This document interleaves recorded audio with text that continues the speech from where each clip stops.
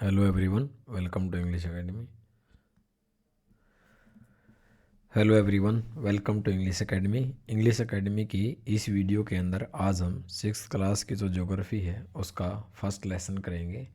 Lesson का नाम है the earth in the solar system, यानी कि सौरमंडल के अंदर हमारी जो अर्थ है, इस अर्थ के बारे में हम पढ़ेंगे। तो शुरू करते हैं आज की अपनी वीडियो। यदि वीडियो आपको पसंद आए तो चैनल को सब्सक्राइब जरूर करना। How wonderful it is to watch the sky after sunset. कह रहे हैं कि जब मान लिया जब सनसेट हो जाता है, सूर्यास्त हो जाता है, उसके बाद जब आप आकाश को देखते हो ना, तो आकाश बिल्कुल वो होता है जो क्या है, वंडरफुल दिखाई देता है, अद्भुत दिखाई देता है। यानी कि जब शाम हो जाती है तो आकाश के अंदर बहुत से तारे होते हैं, बड़ा अच्छा लगता है। वन वुड फर्स्ट नोटिस और two bright dots shining in the sky. One का मतलब यहाँ पर्सन से, यानी कि जो भी व्यक्ति है वो आसमान में एक या दो उसको क्या है, ब्राइट चमकते हुए कुछ डॉट दिखाई देते हैं। शाइनिंग का मतलब चमकते हुए, उसको कुछ डॉट्स, कुछ बिंदु दिखाई देंगे आसमान के अंदर। सून और जल्दी ही you would see the number of increasing. जल्दी ही आप देखोगे कि ये जो डॉट से आपको दिखाई दे रहे थे आसमान के अंदर, ये इंक्रीज होते हुए आपको दिखाई देंगे। यानी कि जो धीरे धीरे जैसे जैसे रात होता जाएगी, जो जो स्टार्स हैं उनकी संख्या बढ़ती जाएगी। उन्हीं के बारे में जिक्र कर रहा है कि इनकी जो संख्या है धीरे धीरे आप देखेंगे कि वो बढ़ रही है। You can not count them any more, यानी कि ये जो स्टार हैं आप उनको काउंट नहीं कर सकते। द होल स्काई, और धीरे धीरे क्या होता है कि पूरा का पूरा जो स्काई है is filled with tiny shining objects.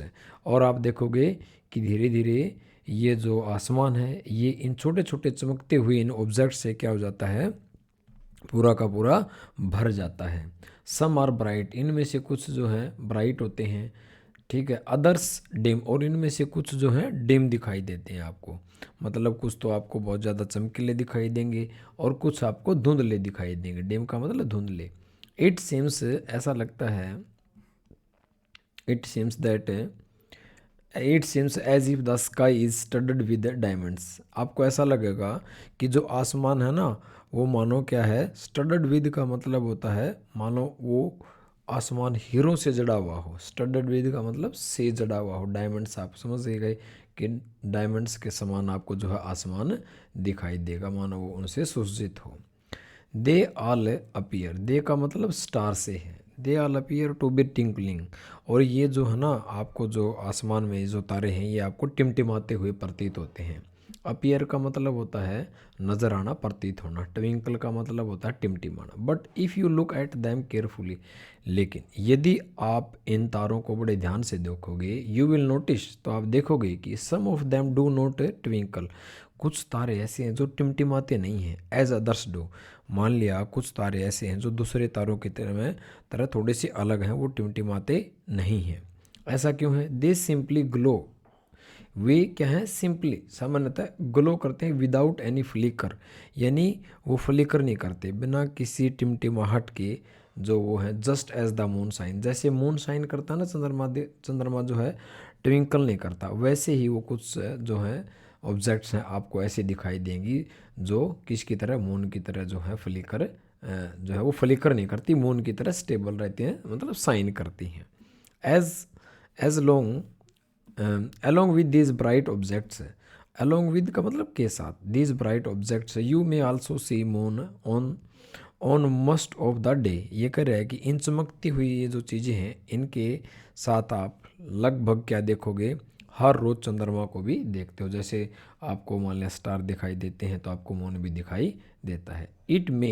It may however appear as different times, लेकिन जो मून है आपको अलग अलग समय पर अलग अलग वो जो है दिखाई देता है, अलग अलग परिस्थिति में आपको अलग अलग दिखाई देता है। ऐसा क्यों है ये आगे बताएगा, क्यों दिखाई देता है। डिफरेंट शेप के अंदर है, डिफरेंट पोजीशंस, अलग अलग पोजीशन में दिखाई देगा। You can see the full moon, आप पूरा चंद्रमा देख सकते हैं, only once in about a month's time, यानी महीने में आपको पूरा चंद्रमा एक बार दिखाई देगा, इस चीज़ का ध्यान रखना। और जब ये पूरा मून दिखाई देता है महीने में एक बार, इसको कहा जाता है, it is full moon night, इसको फुल मून नाइट कहा जाता है। यानी कि इसको पूरी चंद्रमा वाली रात कहा जाता है, या फिर इसको आप कह सकते हो पूर्णिमा। क्या कह सकते हो इसको? पूर्णिमा, जिस दिन जो है चंद्रमा पूरा दिखाई देता है। ए मून नाइट, ये जो after a fortnight later, fortnight होता 15 दिन के बाद, पखवाड़ा कहा जाता है, 2 सप्ताह का समय को कहा जाता है फोर्ट नाइट। कहता है कि 15 दिन के बाद you can not see it, it का मतलब चंद्रमा, इट एट ऑल, तो 15 दिन के बाद, अमावस के 15 दिन के बाद आपको ये चंद्रमा दिखाई नहीं देगा। It is a new moon night, इसको कहा जाता है नई चंद्रमा की रात्रि, यानी कि इसे अमावस कहा जाता है। यानी अमावस के दिन वो आपको दिखाई नहीं देगा, जिस दिन पूर्णिमा होगी उस दिन ये पूरा दिखाई देगा, और उसके 15 दिन के बाद आप इस चंद्रमा को नहीं देख सकते। इसको कहा जाता है ए न्यू मून नाइट। यहाँ पर न्यू मून नाइट का मतलब है अमावस्या। ऑन दिस डे, इस दिन, यू कैन वॉच, आप देख सकते हैं, the night sky best, night sky, इस दिन जो है आप आसमान को बिल्कुल साफ देख सकते हैं। Provided it A clear night है, और इस दिन क्या होता है, बिल्कुल प्रोवाइडेड होता है वैसे प्रदान करना, इट ए क्लियर नाइट, यानी कि आप इस दिन बिल्कुल साफ सब कुछ स्वस्थ दिखाई देता है, जिस दिन क्या होती है, ये अमावस्या होती है।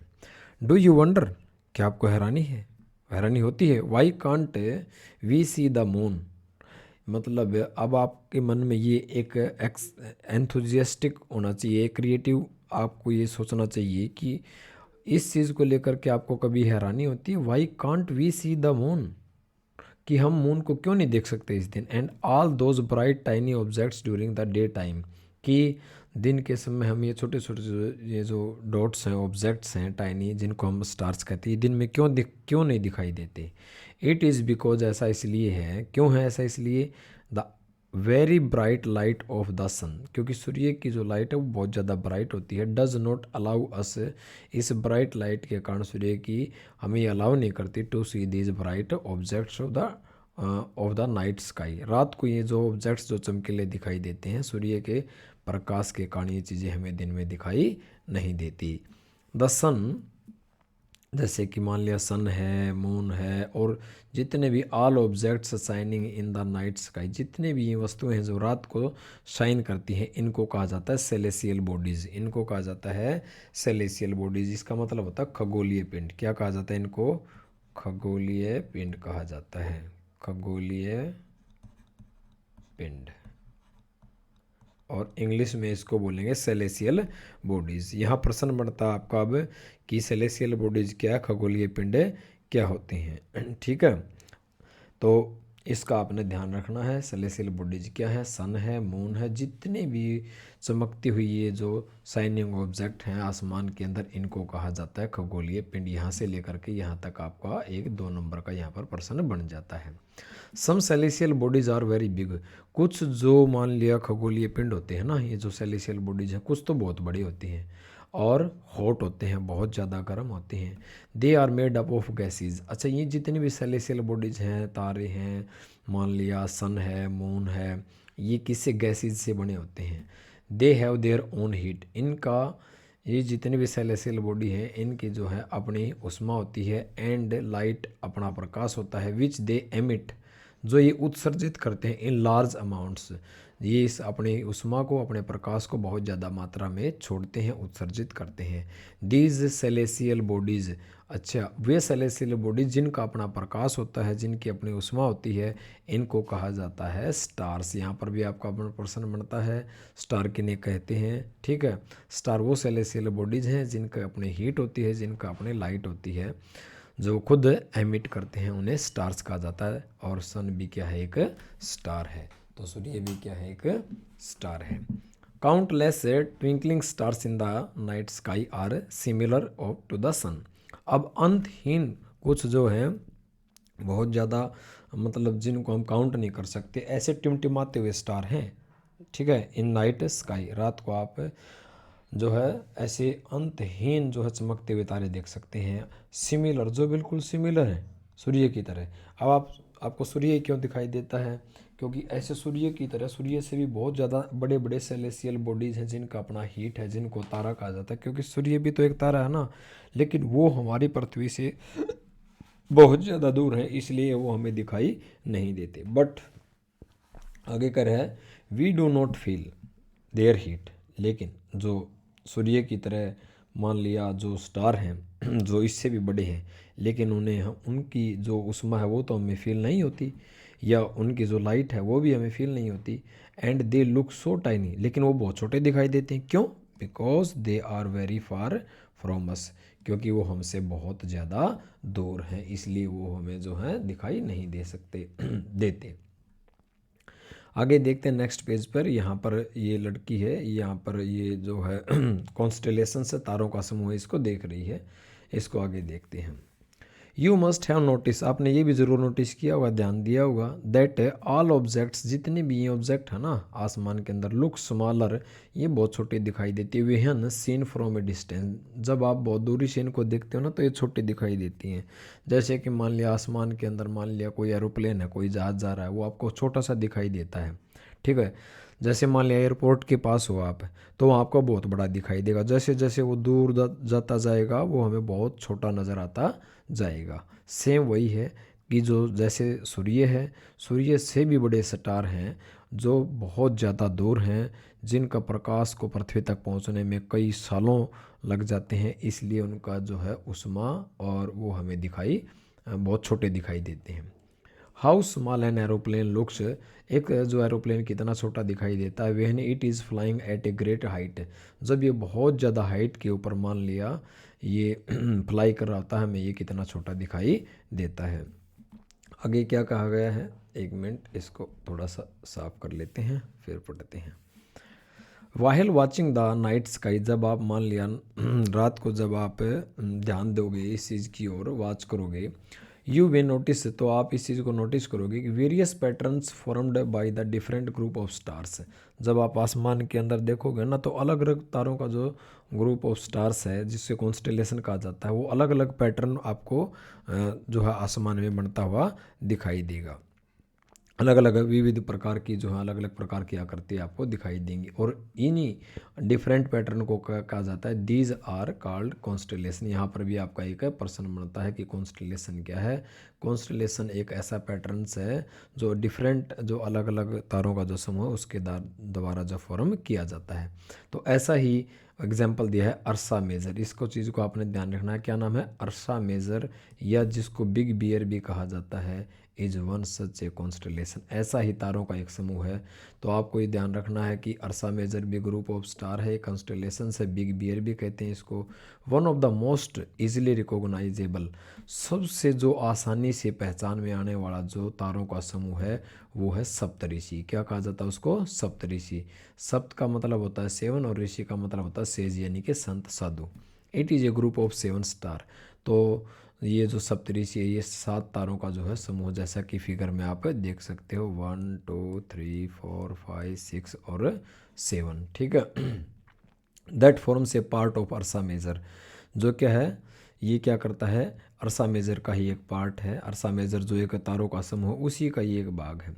आस्क समवन एल्डर, आज यदि आप किसी बुजुर्ग से पूछोगे इन योर फैमिली या नेबरहुड, अपना आस पड़ोस में जो भी आपके बड़े बुजुर्ग हैं, ताऊ है, दादा दादी हैं, अगर आप उनसे पूछोगे to show you the more star, कि वो आपको बहुत ज़्यादा स्टार्स दिखाएं या प्लेनेट दिखाएं या फिर कॉन्स्टेलेशंस इन द स्काई, तो जब भी आप अपने आस पड़ोस के किसी व्यक्ति से जब आप ये पूछेंगे, कहेंगे कि वो आपको आसमान में बहुत ज़्यादा तारे या ग्रह नक्षत्र मंडल जो हैं उनको दिखाएं, जब आप उनसे ये वो चीज़ें पूछोगे, कॉन्स्टेलेशन यानी कि नक्षत्र मंडल भी कह सकते हैं, तो वो आपको क्या कहेंगे, इन एंशियंट टाइम, प्राचीन समय में पीपल, लोग क्या करते थे, यूज्ड टू का प्रयोग जो है पास्ट के हैबिट को दर्शाने के लिए किया जाता है इंग्लिश ग्रामर में, ये मैं आपको बता देता हूँ। तो प्राचीन समय में क्या है, लोग क्या किया करते थे, डिटरमाइन करते थे, पता लगाते थे डायरेक्शंस का, किसके द्वारा, during the night with the help of the star. अब तब कोई दिशा सूचक था नहीं प्राचीन समय में, तो इन तारों की मदद से क्या करते थे, वो जो है ग्रुप ऑफ जो स्टार हैं जैसे अर्सा मेजर है, सप्तऋषि है, इन्हीं की मदद से जो है वो डायरेक्शन का पता लगाते थे। It is also called pole star, इसे ध्रुव तारा भी कहा जाता है। क्या कहा जाता है इसको, ध्रुव तारा कहा जाता है। It always remains in the same position in the sky, ये आसमान के अंदर जो है सेम पोजिशन के अंदर रहता है। We can locate the position of a pole star. यदि आपने ध्रुव तारे की पोजीशन का पता लगाना है with the help of the Saptarishi, यदि सप्तऋषि की सहायता से अगर आप ध्रुव तारे का पता लगाना चाहते हैं तो क्या करेंगे, look at the figure 1।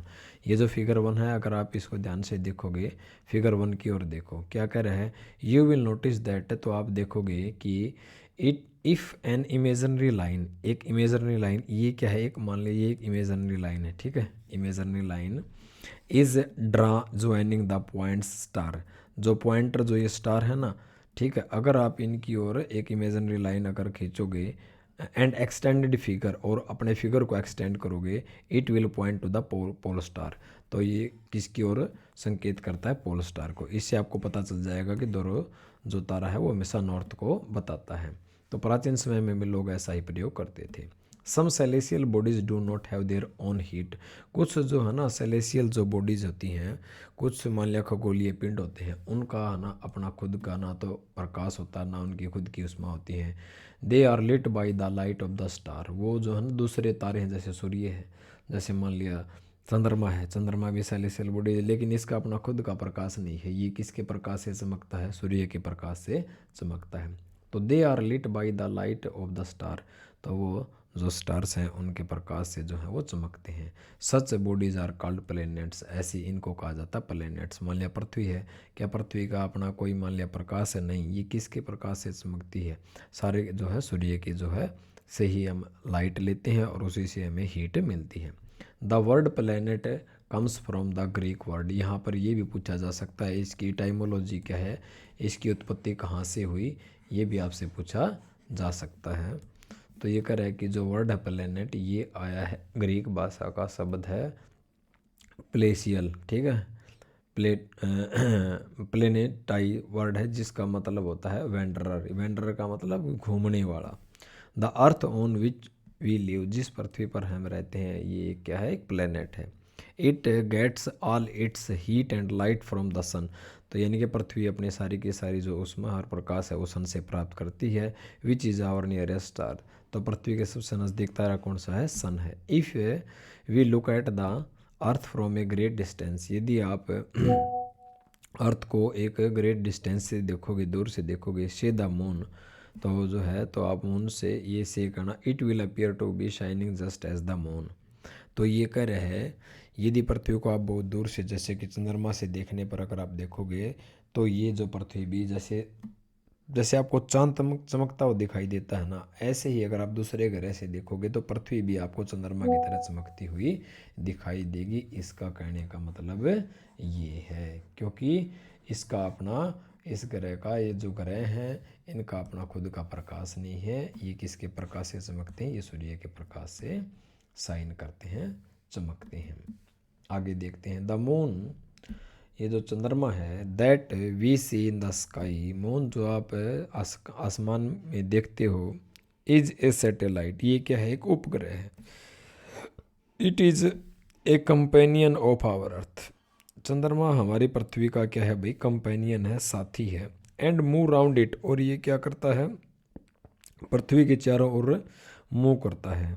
Like our earth, जैसे कि हमारी पृथ्वी है ना सूर्य के चारों ओर चक्कर काटती है, तो ये जो क्या करता है चंद्रमा है, ये भी पृथ्वी के जो है चारों ओर रोटेट करता है, इसके चारों ओर चक्कर काटता है। देर आर 7 अदर प्लैनेट्स, 7 दूसरे भी प्लैनेट है, ग्रह हैं, that get heat and light from the sun, 7 ग्रह हैं वो भी सूर्य से ही उष्मा और लाइट प्रकाश प्राप्त करते हैं। Some of them have their moon too, उनके भी अपने चंद्रमा होते हैं, प्राकृतिक नेचुरल सैटेलाइट होते हैं, ठीक है। यहाँ पर आपको एक्स्ट्रा इन्फॉर्मेशन दी गई। इंटरेस्टिंग फैक्ट क्या है, जो जुपिटर है, बृहस्पति है, सैटर्न है, मान लिया बृहस्पति है, शनि है, और जो यूरेनस है वो रिंग्स, अगर आप देखोगे आगे, ये अगर आप मानचित्र यहाँ पर देखोगे, सैटर्न के चारों ओर छल्ले बने हुए हैं, यहाँ पर ये बताया गया है, एक बार देख लेते हैं।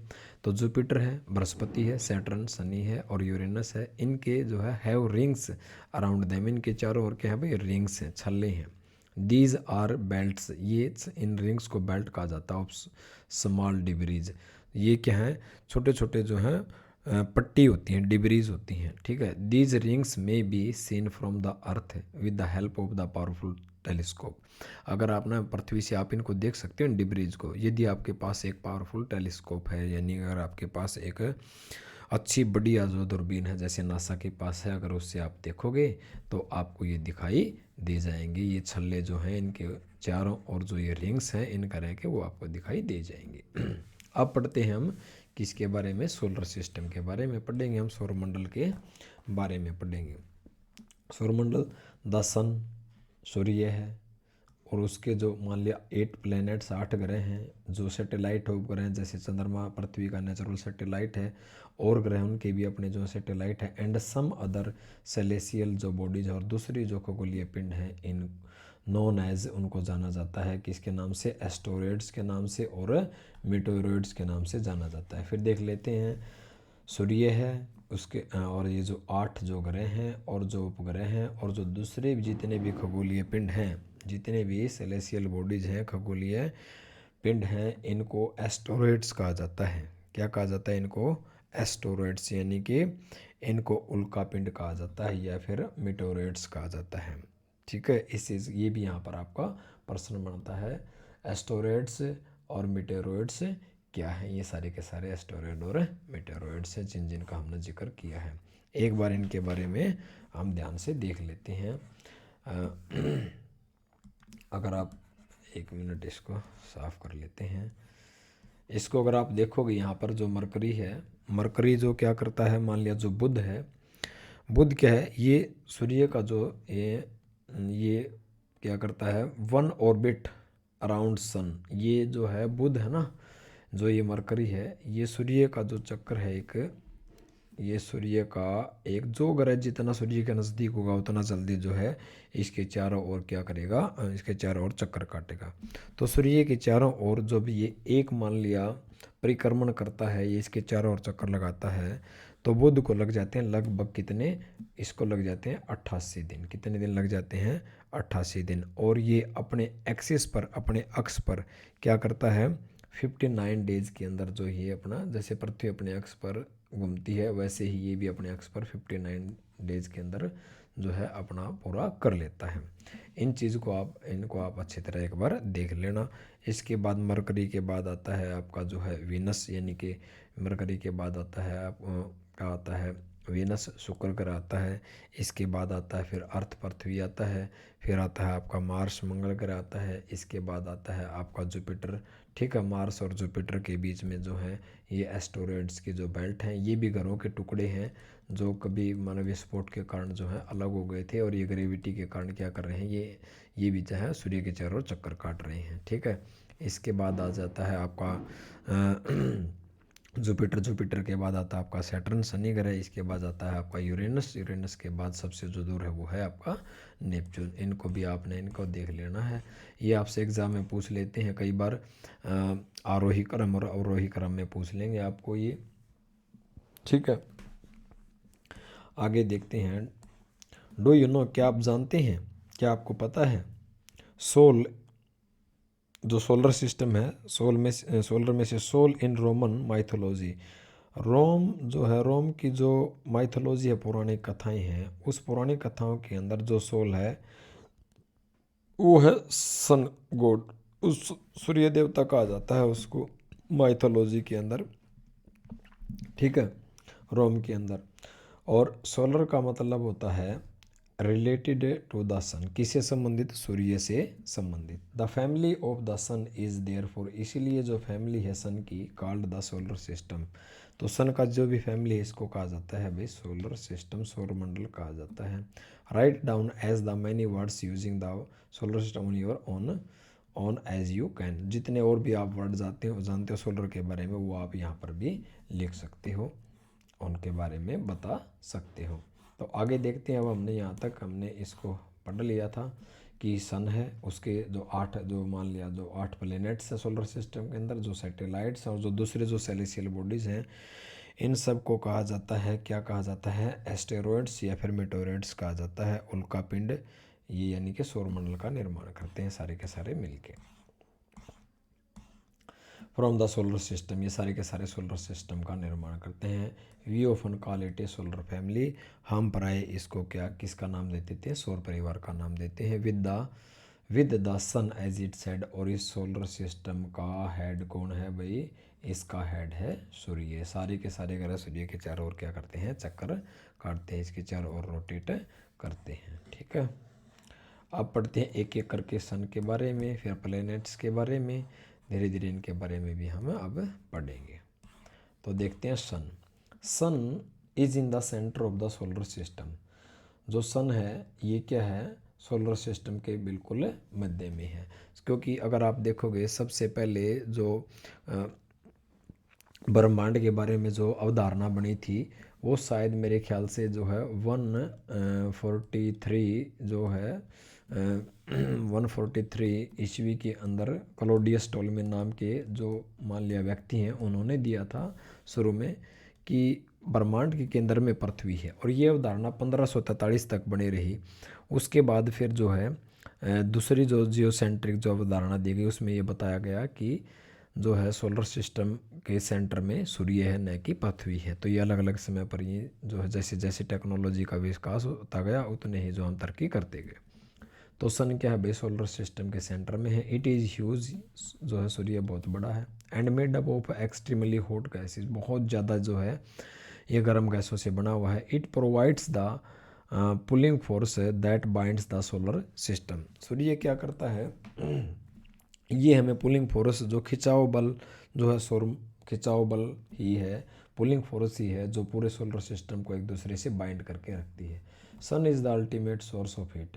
सन ही जो है उष्मा का एक अल्टीमेट स्रोत है, और लाइट का भी एक अल्टीमेट स्रोत है फॉर द सोलर सिस्टम। यानी कि हमारा जो सौरमंडल है, इस पूरे सौरमंडल के जो उष्मा है और प्रकाश का एकमात्र स्रोत क्या है, पृथ्वी है, सूर्य है। बट दैट ट्रेमेंडस हीट, लेकिन कह रहा है ये जो ट्रेमेंडस हीट है is not felt so much by us, लेकिन ये जो इतनी ट्रेमेंडस हीट है वो हमें जो है फील नहीं होती। क्यों नहीं होती, despite being our nearest star. ठीक है, ये कह रहे हैं कि ये जो सूर्य है इसकी जो ज़्यादा उष्मा हमें महसूस नहीं होती। क्यों नहीं होती, क्योंकि जो सबसे जो नज़दीक का तारा होने के बावजूद है, वैसे मान लिया जो हमारे सबसे नज़दीक का मान लिया स्टार है सूर्य, it is far from away, दिखता तो हमें नज़दीक है लेकिन बहुत दूर है। The sun is about 150 million kilometre away from the earth है। यानी कि सूर्य जो पृथ्वी से 15 करोड़ किलोमीटर, कितना सॉरी 100, यानी कि 150 मिलियन का मतलब हो गया 15 करोड़ किलोमीटर। 15 करोड़ जो है किलोमीटर हमसे ये दूर है। सन के बाद अब हम पढ़ेंगे प्लैनेट के बारे में। किसके बारे में पढ़ेंगे, प्लैनेट के बारे में। ठीक है, अब देखते हैं planet. There are 8 planet in our solar system, और हमारे सोलर सिस्टम के अंदर जो हैं कितने जो ग्रह हैं, वो 8 ग्रह हैं। इन ऑर्डर, अगर आप इनको क्रम के अनुसार लगाओगे, देयर डिस्टेंस है उनकी दूरी के अनुसार फ्रॉम द सन, सूर्य से अगर आप दूरी के अनुसार इनको आप क्रम में लगाओगे तो सबसे पहले आता मरकरी। ठीक है, सबसे पहले आता बुध, फिर वीनस, फिर आता शुक्र, फिर आता है अर्थ पृथ्वी, फिर आता है मार्स यानी कि मंगल ग्रह, फिर आता है जुपिटर बृहस्पति, इसके बाद आता है सैटर्न शनि, इसके बाद आता है यूरेनस, और इसके बाद आता है नेपच्यून। ठीक है, इसके लिए एक शॉर्ट ट्रिक्स है, an easy way of memorise the name of the planets is in order the distance from the sun. सूर्य के अनुसार, सूर्य से दूरी के अनुसार अगर आप इनको याद करना चाहते हो तो इसके लिए एक शॉर्ट ट्रिक्स है, my very efficient mother just served us nuts, यानी कि मेरी जो बहुत ही एक मेरी एफिशिएंट मेरी जो मदर है उसने क्या है हमें क्या परोसा, नट्स। तो ये इसका शॉर्ट ट्रिक्स हो जाएगी। माई का मतलब माई से हो जाएगा आपका मरकरी, वी से हो जाएगा वेरी का मतलब वी से हो जाएगा वीनस, एफिशिएंट से हो जाएगा, इसके बाद ऑर्डर में आता है पृथ्वी, इसके बाद आता है जो है मदर से हो जाएगा आपका जो है मार्स, जस्ट में जे से बन जाएगा जुपिटर, और सराउंड से बन जाएगा सैटर्न, और अस का मतलब हो जाएगा आपका यूरेनस, और नट्स में एन का मतलब हो जाएगा नेपच्यून। आप इसको शॉर्ट ट्रिक से ऐसे भी याद कर सकते हो। और इसको भी पढ़ लेते हैं, इस वर्ड की ओरिजिन कैसे हुई। तो कहता है कि many words used as a language may have been taken from the other language. कहता है कि बहुत से ऐसे शब्द हैं किसी भी लैंग्वेज, जैसे इंग्लिश है, अगर इंग्लिश की बात करें तो 65% जो इंग्लिश है वो ग्रीक और जो है लेटिन भाषा से मिलके बनी है। लेटिन और जो है ग्रीक भाषा से मिलके बनी हुई है। इसके शब्द 65% लेटिन और ग्रीक भाषा से लिए गए हैं। तो वही यहाँ पर बताया गया है कि जो ये ज्योग्राफी वर्ड है हमारा एग्जाम्पल के तौर पर इज एक इंग्लिश वर्ड है। English word it has its origin in Greek, लेकिन इसकी उत्पत्ति यूनान से हुई है, यूनानी भाषा से। Which relate to the description of the earth है, जो पृथ्वी के बारे में वर्णन करता है। It made of two Greek words, geography दो यूनानी भाषा के शब्दों से बना है। जी ई का मतलब होता है अर्थ और ग्राफिया का मतलब होता है राइटिंग, यानी कि पृथ्वी के बारे में लिखना। फाइन, ठीक है। तो यहाँ पर जैसे जियो ग्रीक भाषा के जी शब्द से बना है, ठीक है। तो जियो का मतलब लॉजी का मतलब होता है स्टडी करना, ठीक है, यानी कि पृथ्वी की स्टडी को कहा जाता है जियोलॉजी, ठीक है। अगर मैं बोलूँ तो जियोमेट्री, जियो का मतलब जी से बना है, जिसका मतलब होता है अर्थ, और मैट्री का मतलब होता है मेजरमेंट करना, ठीक है। ठीक है, ये मैट्रिया वर्ड से बना है, इसका मतलब है नहीं पृथ्वी के बारे में जो मेजरमेंट की जाती है उसको जियोमेट्री कहा जाता है। और जियोइड, अब नेक्स्ट वर्ड है हमारा जो है, 1 मिनट रुक जाते हैं, थोड़ा सा इनको साफ कर देते हैं, फिर देखते हैं वो आगे। जियोड का मतलब होता है, ओइड का मतलब होता है रिजेम्बलेंस द शेप, यानी कि आकार का मिलना, ठीक है। और फॉर्म ऑफ द अर्थ इसको कहा जाता है, यानी कि ओइड का मतलब पृथ्वी के आकार के अनुरूप, उसको कहा जाता है जियोइड। तो इन वर्ड को भी आप याद कर लेना।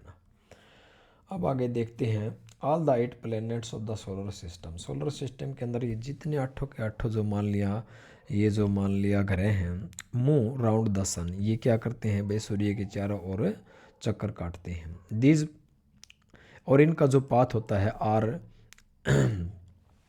इलोगनेटेड्स, तो ये क्या करते हैं, दीर्घवर्ताकार होता है इनका जो रास्ता होता है ना, इनके जो रास्ते हैं वो दीर्घवर्ताकार फैले होते हैं।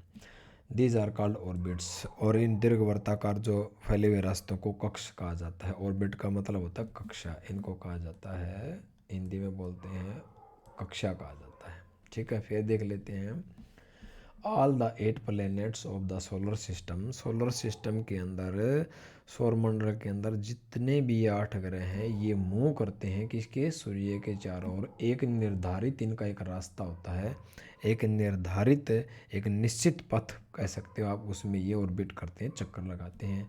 और इन्हीं पाथ्स को कहा जाता, ये जो पाथ्स होते हैं ये होते हैं इलोंगनेटेड। इलोंगनेटेड का मतलब होता है दीर्घवर्ताकार होते हैं, ठीक है। दे आर कॉल्ड ऑर्बिट्स, इन रास्तों को, इन पथ को कहा जाता है ऑर्बिट्स, यानी कि कक्षा कहा जाता है। Mercury is nearest to the sun, सबसे नज़दीक कौन सा है सूर्य के, मरकरी यानी कि बुध। It takes only about 88 days to complete 1 round along its path, यानी कि बुध है ना, सूर्य का एक चक्कर पूरा करने में कितने दिन का समय लेता है, 88 दिन का, इसको आपने याद रखना है।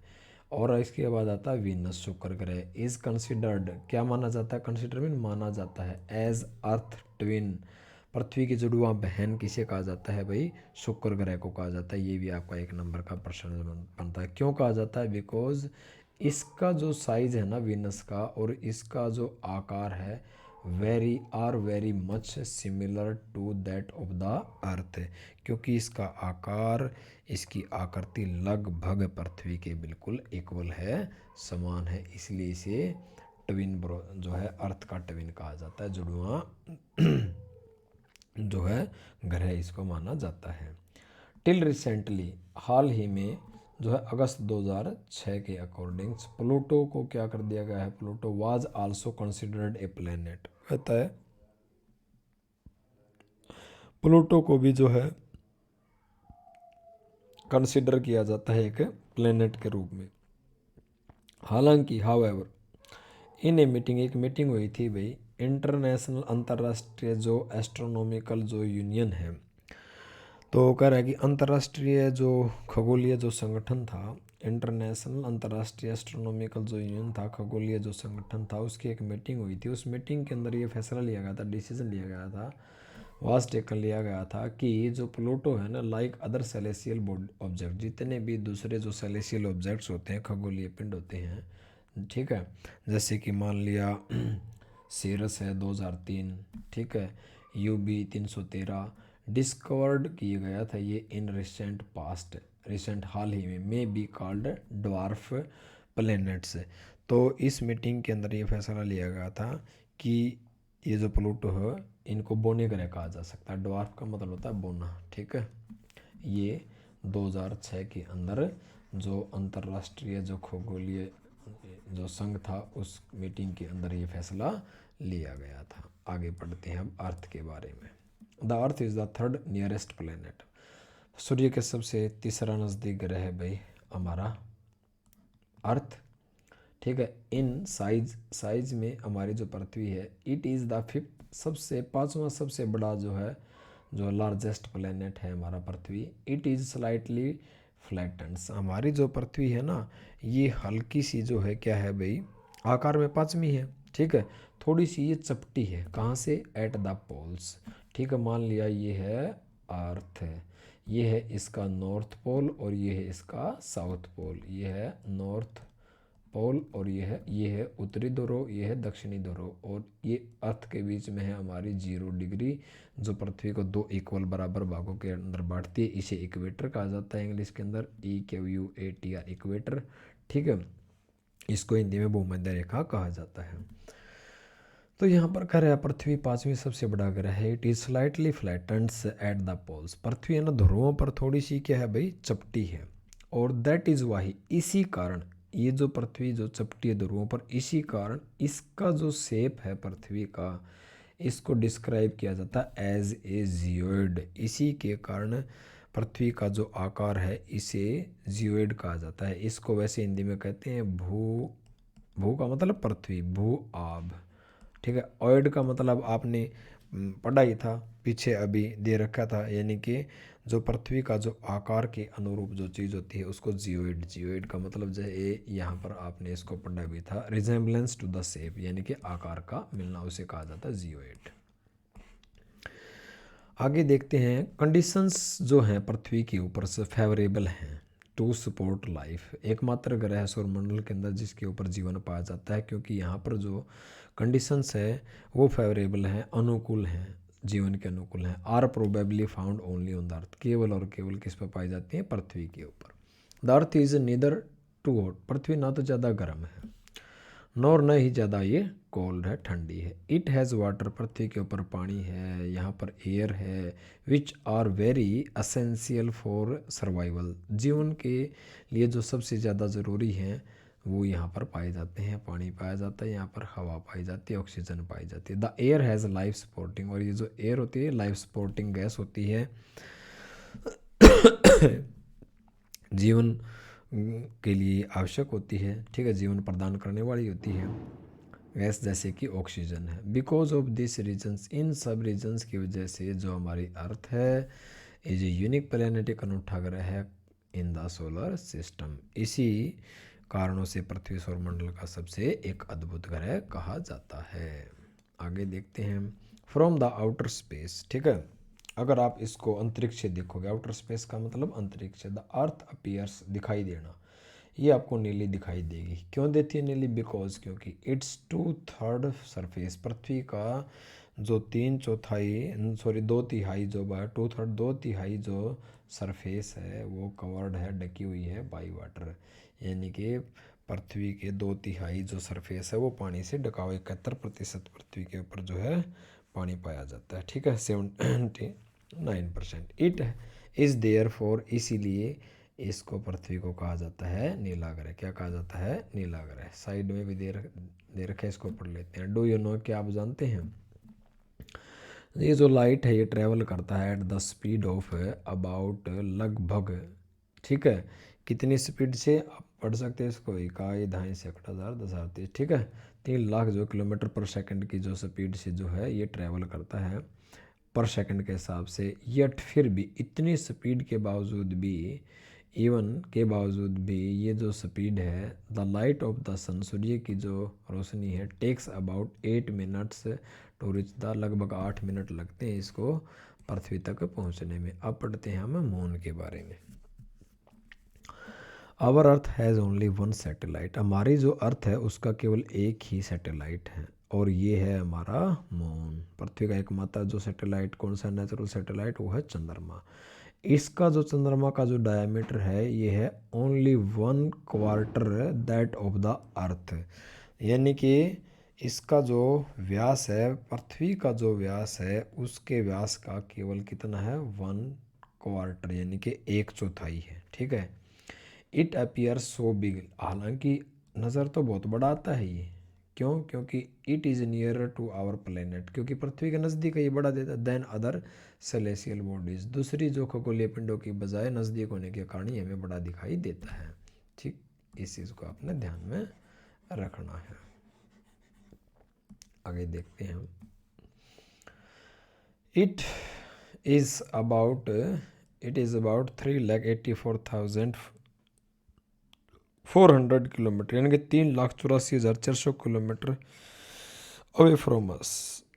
चंद्रमा जो है पृथ्वी से कितनी दूर है? 3,84,400 किलोमीटर ये हमसे दूर है। ये आपका क्वेश्चन है, इस फैक्ट को आपने ध्यान में रखना है। नाउ यू कैन कंपेयर, अब आप कंपेयर कर सकते हो इस डिस्टेंस को किसे? द अर्थ की फ्रॉम द सन। तो आप इससे कंपेयर कर सकते हो कि चंद्रमा जो है पृथ्वी से मान लिया 3,84,000 किलोमीटर दूर है।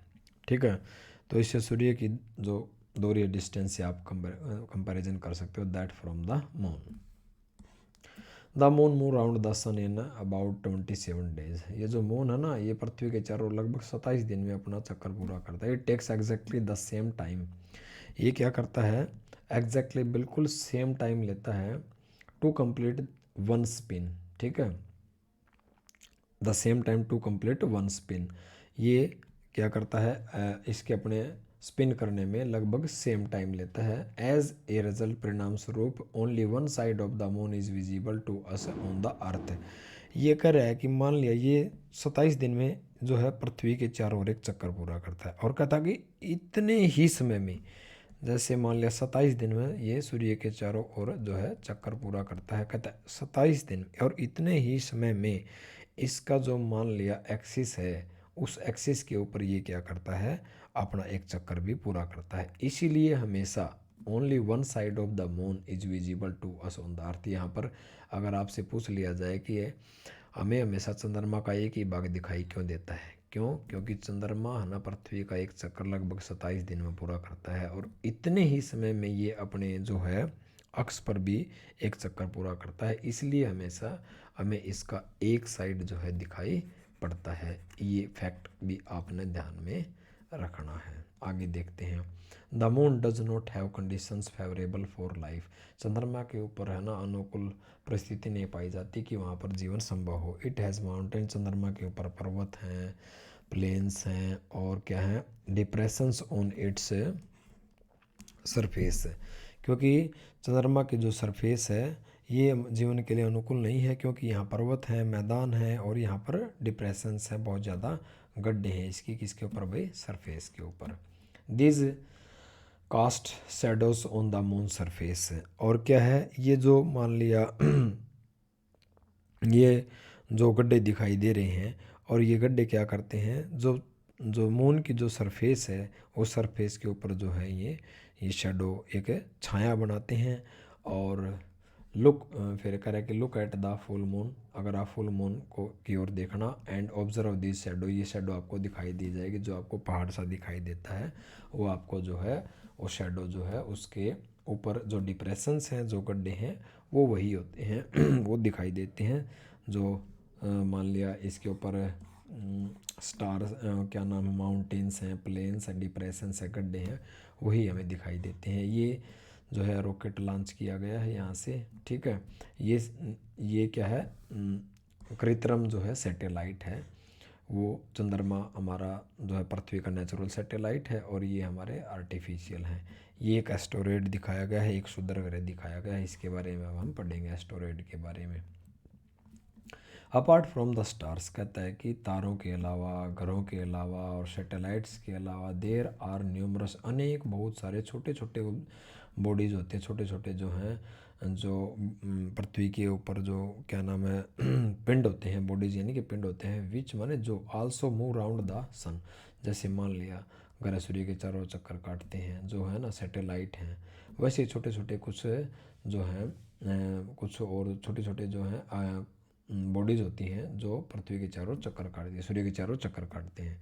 और ये जो बॉडीज़ होती हैं जो छोटी छोटी, इन्हें कहा जाता है एस्टेरॉइड्स, इन्हें क्षुद्र ग्रह कहा जाता है। क्या कहा जाता है? क्षुद्र ग्रह। जैसे कि एक एस्टेरॉइड है। कई बार आपने देखा होगा कि बहुत से जो एस्टेरॉइड्स अपना, जैसे मान लिया वो सूर्य के चारों ओर मान लिया चक्कर काट रहे होते हैं, जो बृहस्पति और मंगल के बीच में पाए जाते हैं, ये अपने पाथ से हट करके कई बार पृथ्वी पर भी आ जाते हैं। ठीक है।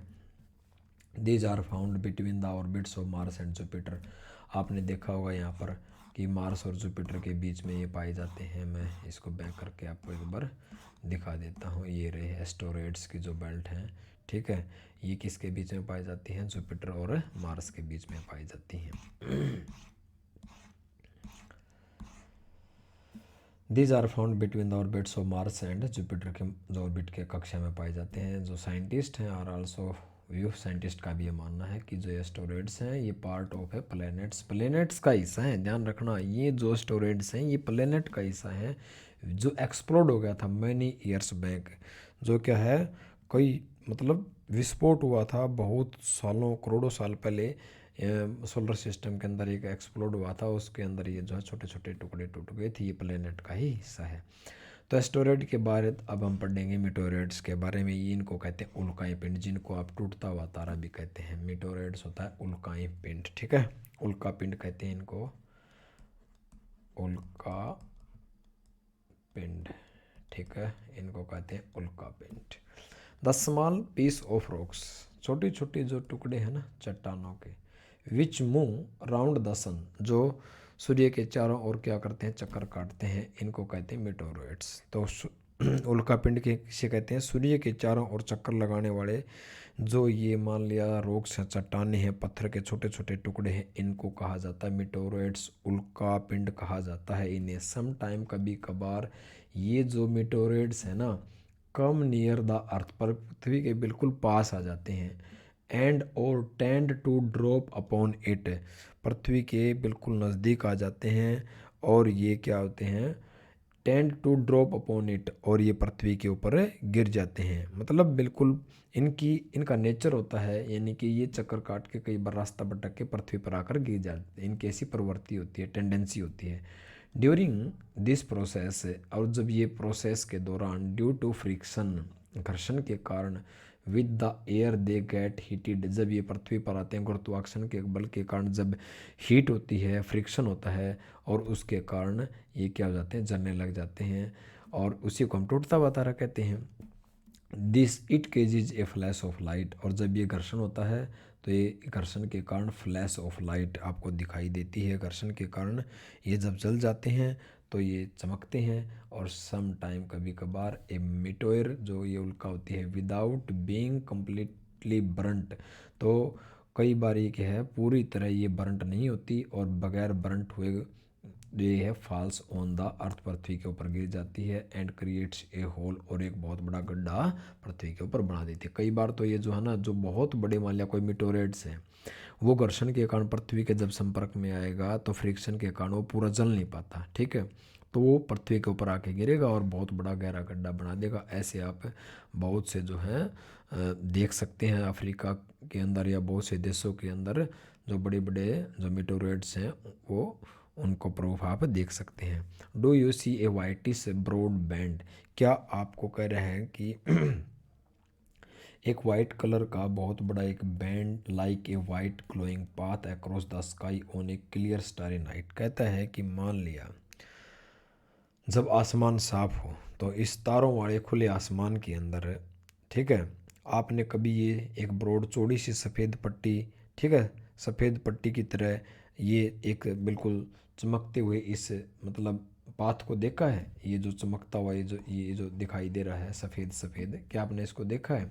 It is A cluster of millions of star, ये क्लस्टर होता है तारों का समूह को क्लस्टर कहा जाता है। ये लाखों तारों का समूह है, ठीक है।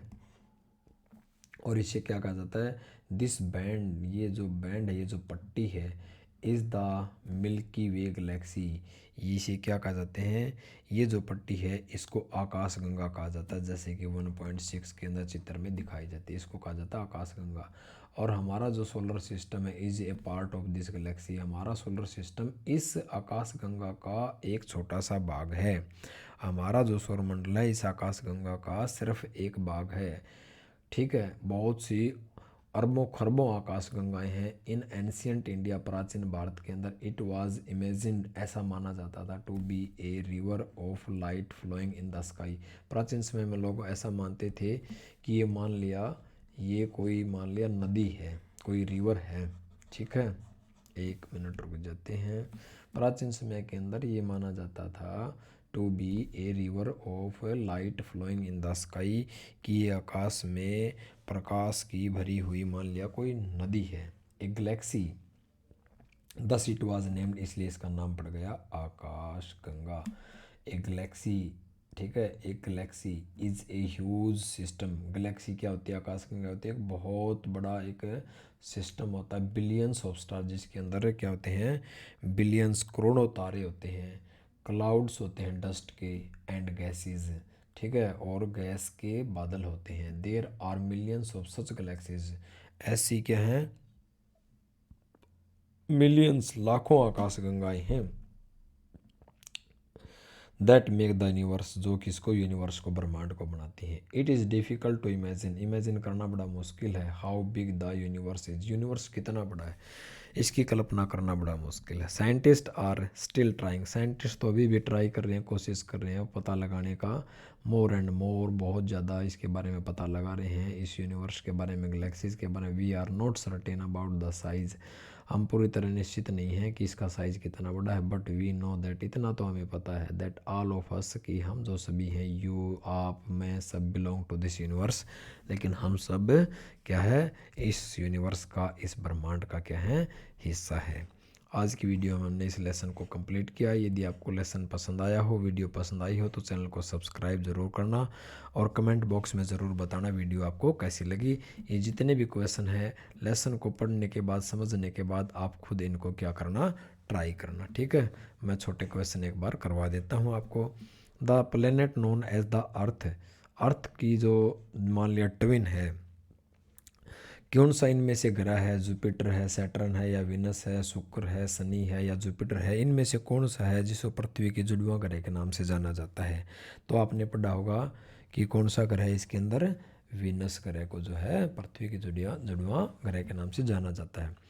Which is the third nearest planet to the earth, पृथ्वी के जो है ना तीसरा, सबसे पहले आता है मरकरी, फिर आता है विनस, फिर आता है आपका अर्थ, तीसरा ग्रह है आपका पृथ्वी। बहुत all the planets move round the sun, जितने भी मान लिया प्लैनेट्स होते हैं जो पर सूर्य के चारों ओर चक्कर काटते हैं, इन्हें, ठीक है, देखा, all the planet move round the sun in a, क्या वो सर्कुलर पाथ करते हैं, या रेक्टेंगल पाथ में, या एलोगनेटेड, दीर्घ वर्ताकार, तो आंसर आ जाएगा दीर्घ वर्ताकार। The pole star indicate the direction, जो ध्रुव तारा है यह नॉर्थ दिशा की ओर संकेत करता है। और ई देख लेते हैं, एस्टेरॉइड्स जो होते हैं are found between the orbits of, ये मंगल और बृहस्पति के बीच के अंदर पाए जाते हैं, तो आंसर आ जाएगा सेकंड, ठीक है।